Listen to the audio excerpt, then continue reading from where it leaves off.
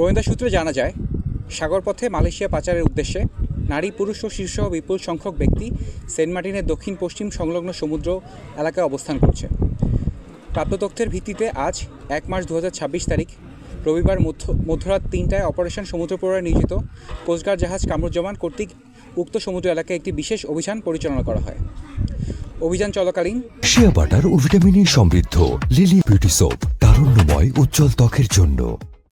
আভিযানিক দল একটি সন্দেহভাজন বোটকে থামার সংকেত প্রদান করলে সংকেত অমান্য করে বোটটি পালিয়ে যাওয়ার চেষ্টা করে।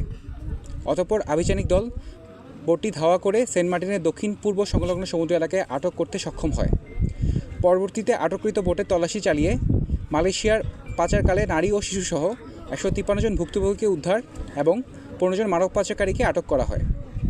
উদ্ধারকারীদের জিজ্ঞাসাবাদে জানা যায়, কয়েকটি সংঘবদ্ধ পাচারকারী চক্র বিদেশে উন্নত জীবনের স্বপ্ন, উচ্চ বেতনের চাকরি ও অল্প খরচে বিদেশ যাত্রার প্রলোভন দেখিয়ে টেকনাফ সহ দেশের বিভিন্ন এলাকা থেকে বাংলাদেশি ও রোহিঙ্গা নাগরিকদের মালয়েশিয়ায় গমনে উদ্বুদ্ধ করে সাগরের পথে পাচারের পরিকল্পনা করছিল।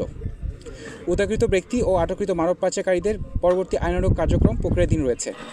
মানব পাচার রোধে বাংলাদেশ কোস্টগার্ড ভবিষ্যতে এই ধরনের অভিযান অব্যাহত রাখবে। শিয়া বাটার ও ভিটামিনে সমৃদ্ধ লিলি বিউটি সোপ, তারুণ্যময় উজ্জ্বল ত্বকের জন্য।